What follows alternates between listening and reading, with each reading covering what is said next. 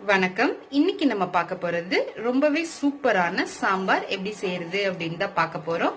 வாங்க எப்படி செய்யறதுன்னு பார்க்கலாம். அதுக்கு முன்னாடி நம்ம சேனலை நீங்க என்ன சப்ஸ்கிரைப் பண்ணலன்னா மறக்காம சப்ஸ்கிரைப் பண்ணிட்டு கூடவே இருக்க பெல் ஐக்கானை கிளிக் பண்ணிக்கோங்க. ஃபர்ஸ்ட் ஒரு குக்கர்ல 100 கிராம் அளவுக்கு துவரம் பருப்பை நல்லா அலசிட்டு ஒரு 1/4 மணி நேரம் நல்லா ஊற வச்சு எடுத்திருக்கேன். இது கூட ஒரு 5-6 பல்லு பூண்டு போட்டுக்கோங்க. ஒரு 1/2 டீஸ்பூன் மஞ்சத்தூள் சேர்த்திக்கலாம். கொஞ்சம் பெருங்காயத்தூள் ஆட் பண்ணிக்கோங்க. கூட ஒரு ஸ்பூன் அளவுக்கு விளக்கெண்ணெய் ஆட் பண்ணிக்கோங்க. நீங்க இது ஆப்ஷனல் தான், வேணும்னா ஊத்திக்கோங்க. இப்போ இதுல குக்கர் மூடி போட்டு நம்ம ஒரு 5 விசில் விட்டு நல்லா வேக வச்சு எடுத்துக்கலாம். பருப்பு நல்லா வெந்துருச்சு. நம்ம நல்லா மசிச்சு விட்டுக்கலாம். கரண்டிலயோ இல்லைன்னா மத்திலயோ வச்சு நல்லா மசிச்சு விட்டுக்கோங்க. அடுத்து ஒரு பாத்திரத்துல 2 ஸ்பூன் அளவுக்கு எண்ணெய் ஊத்திக்கோங்க.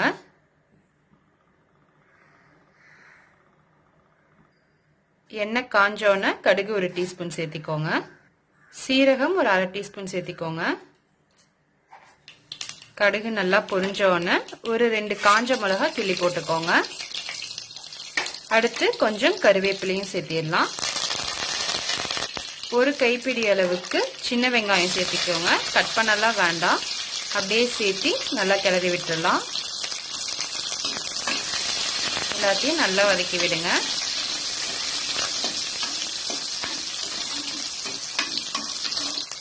இப்போ இது கூட நம்ம காய் ஆட் பண்ணிடலாம். நான் கத்திரிக்காவும் முருங்கைக்காவும் கட் பண்ணி வச்சிருக்கேன். நான் அதை கூட சேர்த்துக்க போறேன். நீங்க எந்த காய் வேணாலும் ஆட் பண்ணிக்கலாம். எல்லாத்தையும் போட்டு நல்லா பரட்டி விட்டுக்கோங்க.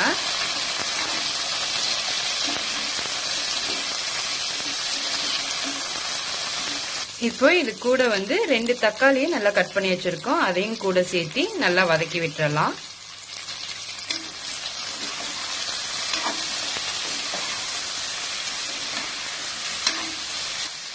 உப்பு தேவையான அளவு சேர்த்திக்கோங்க.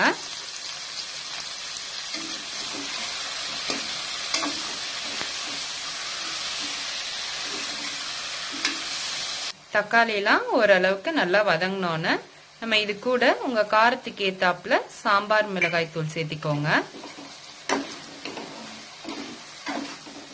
எல்லாத்தையும் நல்லா ஒரு பரட்டி விட்டுக்கோங்க. இது மாதிரி நல்லா பெரட்டிட்டு நான் ஒரு எலுமிச்சம்பழம் சைஸ் புளி நல்லா ஊற வச்சு கரைச்சி எடுத்திருக்கேன். அதையும் கூட சேர்த்திடலாம்.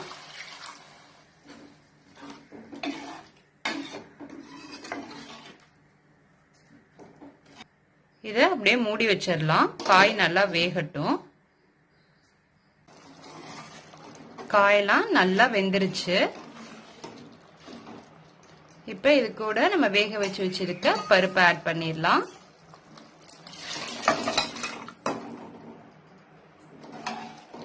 நல்லா கலந்து விட்டுக்கோங்க. இப்ப மூடி போட்டு வச்சிடலாம். நல்லா ஒரு கொதி வரட்டும்.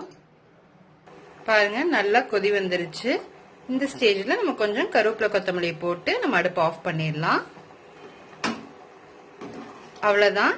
இப்ப ரொம்பவே டேஸ்டான சூப்பரான சாம்பார் ரெடி ஆயிருச்சு. இது மாதிரி நீங்களும் ட்ரை பண்ணி பாருங்க. ட்ரை பண்ணி பார்த்துட்டு எப்படி இருக்குன்னு கமெண்ட்ஸ்ல சொல்லுங்க. மறக்காம நம்ம சேனலை சப்ஸ்கிரைப் பண்ணிக்கோங்க.